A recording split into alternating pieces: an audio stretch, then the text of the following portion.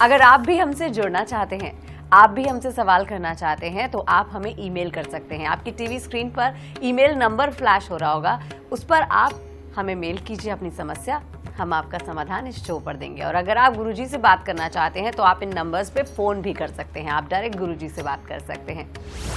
तो गुरुजी ने हमारे दर्शकों को अब तक जितने भी उपाय बताए हैं वो बहुत आसान है, आप घर पर आसानी से कर सकते हैं।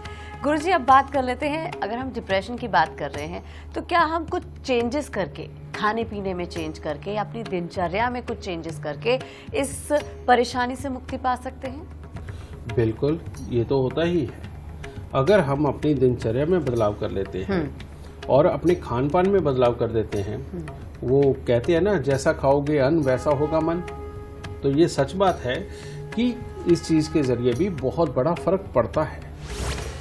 अब मान लो सबसे पहले हम उसी का उदाहरण ले लेते हैं कि जो बच्चे बहुत एग्रेसिव है, बहुत मार पिटाई करते हैं, माँ बाप के साथ में करते हैं, अपनों के साथ में करते हैं, अगर ये लोगों के यहाँ पर तला हुआ खाना बंद कर दिया जाए और ख़ास तौर पे तंदूर में पका हुआ खाना या ओवन वगैरह में बिल्कुल पका हुआ खाना अगर बंद कर दिया जाए और सिंपल भोजन करें, और साथ ही एक रूटीन बना लें कि सुबह और शाम को आपको दूध ज़रूर पीना है, समझे? अगर ये रूटीन बना लेते हो तो बेटा मंगल का दोष आपके घर से दूर जाएगा और बच्चे के अंदर धैर्य पैदा होगा।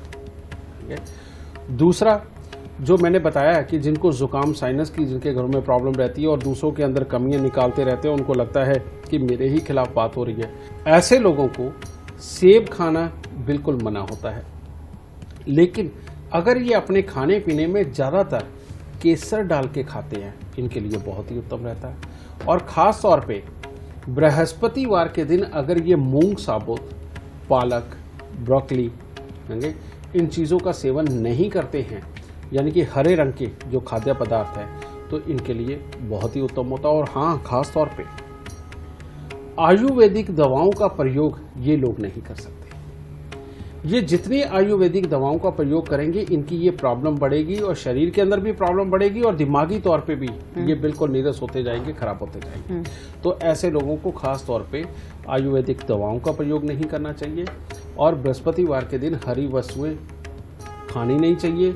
सेब इनके लिए हमेशा के लिए मना है और हरे रंग के कपड़े पहनने नहीं चाहिए बृहस्पतिवार के दिन। ठीक है? फिर इसके बाद में शनि वाले लोग आ जाते हैं। शनि वाले लोगों के लिए खास तौर पे, जिनके बारे में मैंने बताया कि माता पिता के साथ बनती नहीं, जिसके अंदर पिता अगर शराब मास में चले जाए तो हालात खराब हो जाते हैं, बेटा ये बात सच है कि इनके घरों में शराब मास का पहले ये प्रयोग नहीं होना चाहिए। दूसरा, शनि की जितनी वस्तुएं हैं समझिए, जैसे उड़द साबुत, इसका खाना मना है। ठीक है? किसी भी तरह की जो तीखी आइटमें हैं, जिनके अंदर ज़्यादा चटपटापन और ज़्यादा मिर्चें होती हैं, ये टोटली इनको ये बंद करके रखनी चाहिए। और इन लोगों को खास तौर पे कीकर की दातुन हर रोज करनी चाहिए, बजाय टूथपेस्ट वगैरह करने के या कोई और तरह का मंजन इस्तेमाल करने के। इनको कीकर की दातुन से अपने दांत साफ करने चाहिए। और क्योंकि कीकर की दातुन में ही वो गुण है कि जो इनके शनि को अच्छा कर सकता है, और ये जो हमारे ऑरा के अंदर ब्लैक एनर्जी ज़्यादा बढ़ जाती है, उसको घटाने का काम कीकर की दातुन करती है। तो उन लोगों को वो करना चाहिए। और जो मैंने सबसे पहले बताए थे बेटा, वो वाले बच्चे जैसे कि जो अपने आप को कमरे के अंदर बंद कर लेते हैं, पढ़े लिखे होने के बावजूद कामयाब नहीं हो पाते, इन लोगों के खान पान के अंदर मूंग साबुत की दाल, पालक, ब्रोकली, ये तो सदा के लिए बना है।